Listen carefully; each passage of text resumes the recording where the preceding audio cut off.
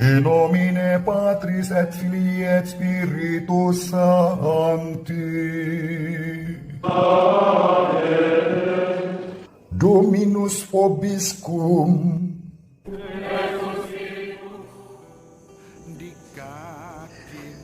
Sahabat peradaban kasih ekologis yang berkasih, selamat berjumpa dalam renungan harian bersama saya melalui channel ini. Semoga panjenengan semua selalu sehat, tetap semangat, dan jangan lupa bahagia.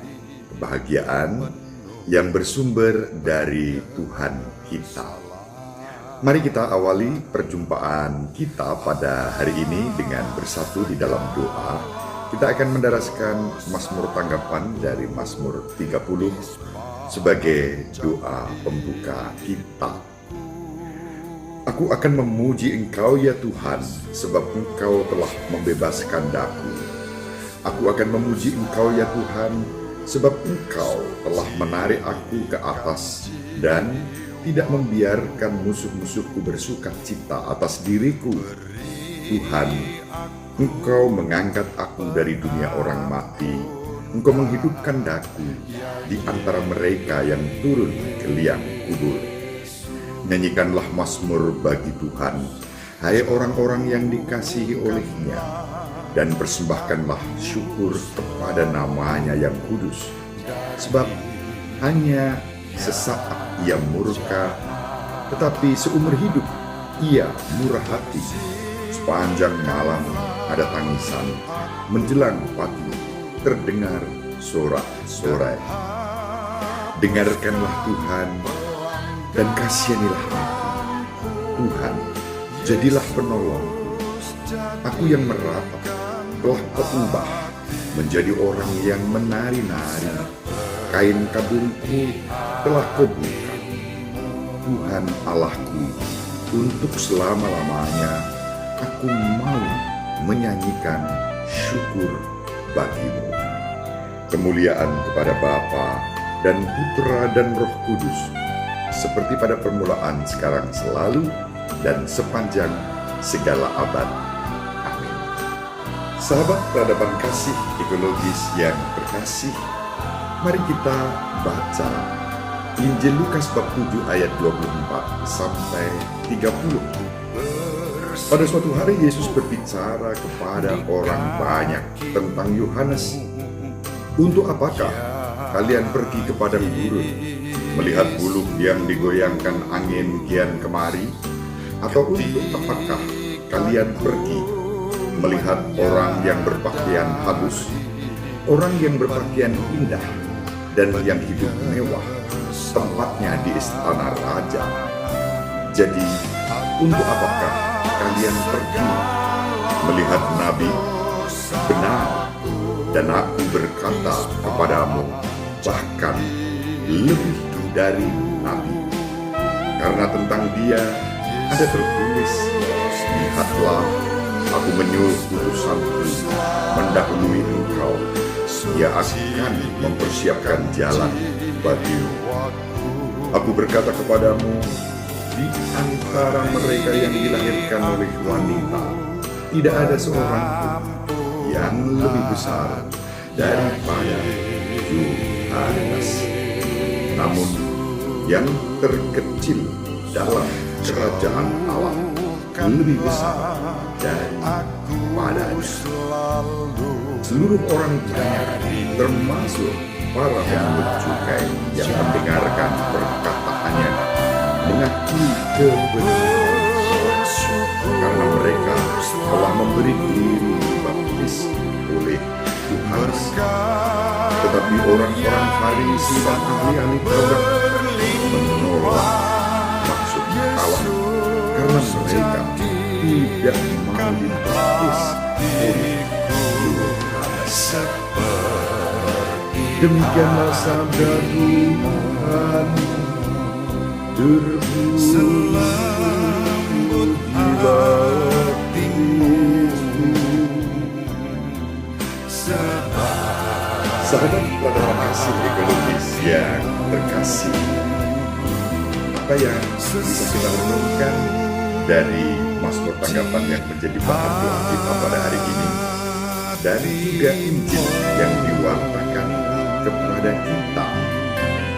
Mazmur tanggapan pada hari ini mengajak kita memuji kasih Tuhan yang menyelamatkan.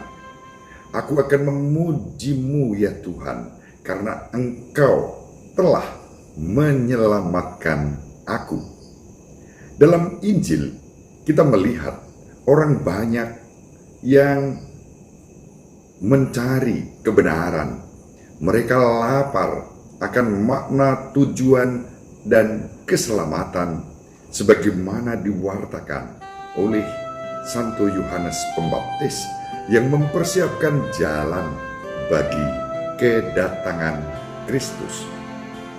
Mereka mengikuti Yohanes dan pencarian mereka membawa mereka berjumpa dengan Kristus sendiri sebagai pribadi yang dipersiapkan oleh Yohanes Pembaptis. Mereka mengikuti Yohanes dan mereka menerima Yesus dengan penuh sukacita.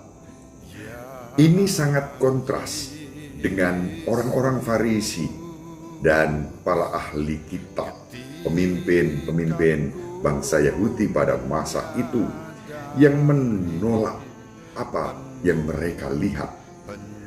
Pandangan dunia mereka yang sempit dan hati yang konservatif, keras, beku, tidak memungkinkan mereka untuk melihat kenyataan-kenyataan indah keselamatan yang disediakan Allah di depan mata mereka.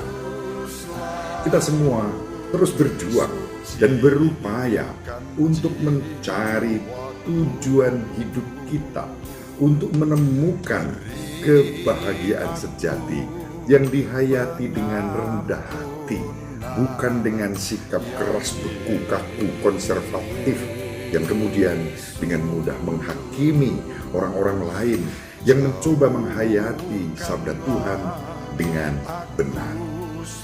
Sahabat peradaban kasih ekologis yang berkasih, dalam kesibukan hidup kita, bisa saja kita terjebak dalam daftar tugas yang membuat kita terjebak dalam sikap perfeksionistis.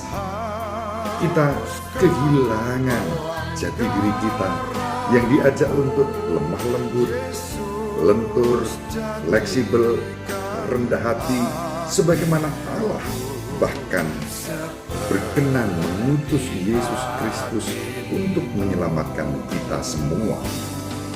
Kasih dan kerahiman Allah selalu ditandai dengan kerendahan hati, kelemah lembutan, bukan dengan sikap menghakimi liar yang berbeda dengan yang kita pikirkan.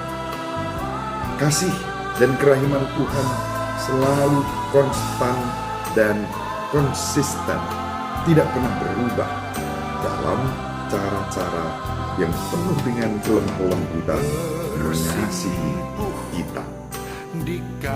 Sahabat peradaban kasih ekologis yang berkasih, kita hanya perlu berhenti sejenak, membiarkan Yesus masuk menguasai hidup kita, dan kita menerima bukan dengan arogansi, tapi dengan kerendahan. Kita harus lebih percaya pada sabda Tuhan yang dimuat di dalam kitab suci sebagai kitab yang sah, bukan mengikuti kitab-kitab lain yang seakan-akan itulah kitab yang benar, padahal hanya memuat wahyu pribadi yang belum diuji. Bahkan penerima wahyunya pun selalu bersembunyi dan tidak mau menyatakan dirinya. Dalam tradisi gereja, pewahyuan pribadi harus siap untuk diuji, untuk dilihat kebenarannya secara objektif, bukan melulu atas keinginan pribadinya. Bahkan para penerima wahyu pribadi pun biasanya mengalami penderitaan, penganiayaan, penolakan, namun tetap menerima dengan rendah hati, bukan untuk menilai dan mempersalahkan orang lain, tetapi untuk membawa kepada kebenaran dan kebenaran yang sejati, bukan kebenaran palsu. Mari kita saling mendoakan agar kita diberi rahmat untuk terus bersukacita atas keselamatan yang dianugerahkan kepada kita, menerima dengan rendah hati, bukan dengan persisten menolak, bahkan menghakimi orang yang berbeda dari kita. Ibu Maria selalu mendoakan kita, Bapak Yosef merestui kita dengan keheningannya. Semoga panjenengan semua sahabat peradaban kasih ekologi yang berkasih dimanapun berada, dibimbing, dilindungi, dan diberkati oleh Allah yang Maha Kuasa, Bapa dan Putera dan Roh Kudus. Amin. Terima kasih. Salam sehat, tetap semangat. Jangan lupa bahagia.